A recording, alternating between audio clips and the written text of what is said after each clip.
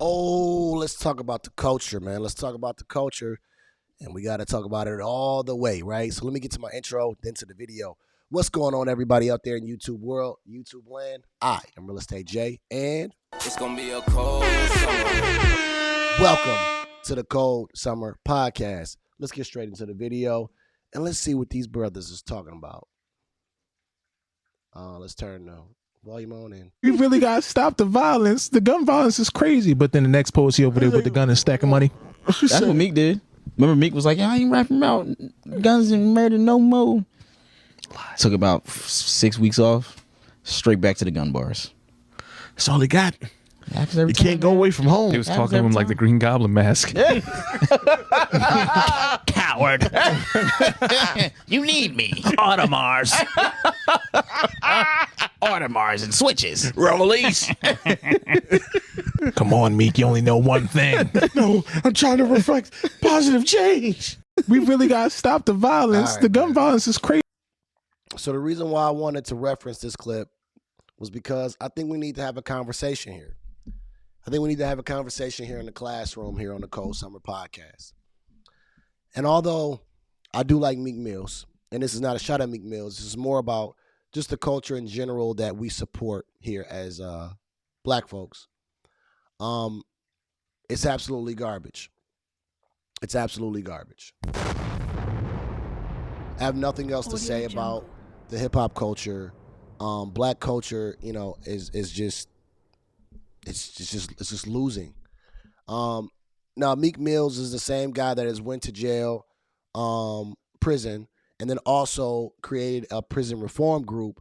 But at the same time, his music still to this day is always talking about murdering, killing, and everything else. And who do you think he's talking about? He's talking about other black folks, right? And the sad part about this is that when I talk about hip hop, black folks get so emotional. They think that this is our music and that we own it. And that's why you got people like Dr. Umar Johnson getting mad when someone says that Eminem is one of the best rappers, and he's like all upset about it. Listen, the hip hop culture, like I've said in many other videos, is destructive and it's destroying our community. This is the same type of culture that when we go to a freestyle and we hear battle rappers go against each other, all it is gun bars and murder. And who you think they're talking about? They're not talking about anybody else except the people that look like us. And once you get past the fact that it has nothing positive, you start understanding that this is not something you want your children to listen to. You don't want them to grow up on this. And this is all a rap, right?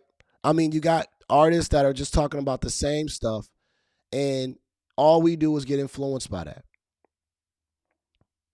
Meanwhile, they'll talk about all these things while they've got multiple millions of dollars living a whole different lifestyle, and they want to make you feel like you can do the same thing. I don't like this.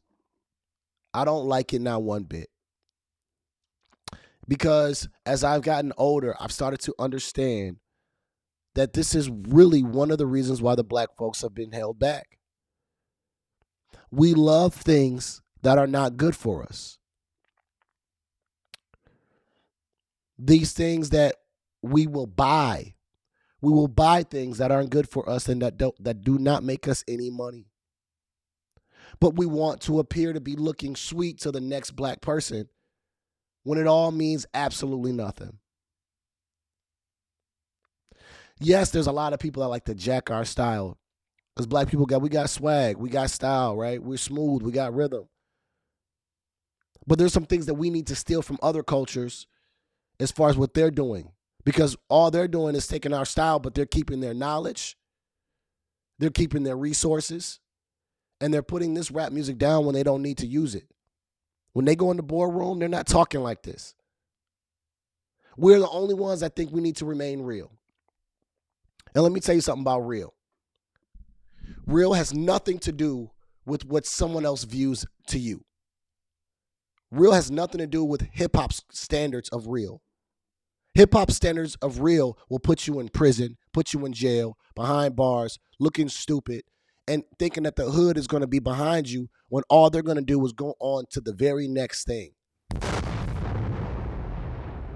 Audio Jungle. Being real is one of the dumbest things that I've heard when I hear people say this in hip hop, because there's never really a definition of being real. But you know what I think being real is? Being real is being authentically you, being that lame that they call you, and embracing being a lame, embrace being that cornball, because you're not the guy that wears designer brands and driving the newest car, but you're going to school, you're trying to get an education, you're working, you're studying for an exam, you're studying for a certification. You're the one that is real. The person trying to do all this street stuff, and when I talk about street life, like Meek and all these other guys, and they're not living it no more, those guys are not real.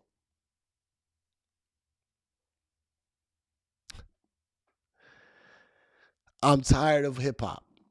I'm tired of it. I'm tired of and our black community really believes that these rappers are gods. They really believe that these guys are doing something that is so incredible, and they are not. These guys are not doing anything incredible. They're not teaching us anything productive. They're not teaching us anything positive. All they're talking about is the same old stuff. How many times can we talk about strippers, throwing money, buying cars, messing with girls? How many times can we see the same thing and hear the same thing? But meanwhile, we want to blame somebody like, what's his name, Leor Cohen, for being behind the music and the white man behind the music. But who makes the music? I'm not mad at another man for making money off of something that is already out there. We're choosing to rap like this, so somebody's going to make money on it. Black folks make excuses for everything except take accountability. We're the ones making this music. Don't get mad at because there's a business behind it. There's a business behind cigarettes too. There's a business now behind, weed and dispensaries and marijuana. No one's saying that it's not that great for you, but someone's making money on it. Let me tell y'all something. And I want you to hear me loud and clear. Hip hop is one of the most garbage things that black folks can embrace. The music and the culture is garbage. All of it. Now, if you became offended by that, it's because you love it so much that you can't even see the truth in it. Seems like everybody else sees the truth in this music but you. Because you say, well, who else am I going to listen to? That's why they make music. You can learn to like other things. And when I finally got to that point in my life when I started realizing, why do we keep talking about the same things in the hip hop community? And then we keep complaining about the same things. I don't know.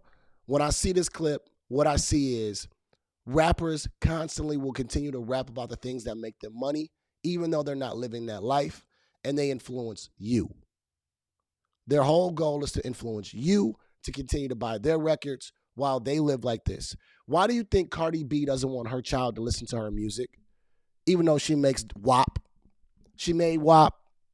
All the little girls were dancing to it, and it was crazy when it came out. But when asked if her daughter would listen to her music, she said no. When they said, would culture listen to this music, she said no. So why do you think that they're making the music but protecting their family like Kanye West and those people? Why? Because this is a business for them. And you are just a pawn in the game.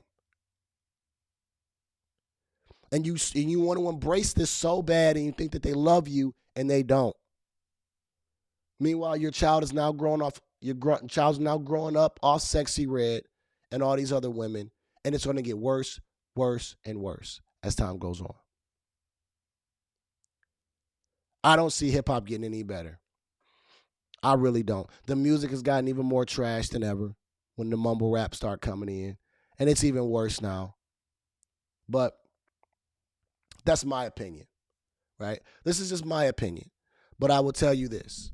after being a fan of hip hop, meaning when I grew up, yes, I was sagging my pants, which we'll talk about that in a second. I was sagging my pants, wearing a backwards jersey with the headbands, trying to look like Nelly, and I was heavily influenced by rap. I was a big Lil Wayne fan.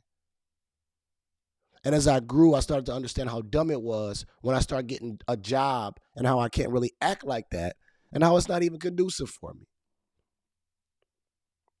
And you know one thing? Can we talk about sagging pants? It is one of the weirdest things to see a man sag his pants now. And the hip hop community embraces that, right? Remember we used to sagging pants, baggy jeans? Y'all know what that represents, right? You know, in jail, when you sag your pants, you're telling another man that you are open.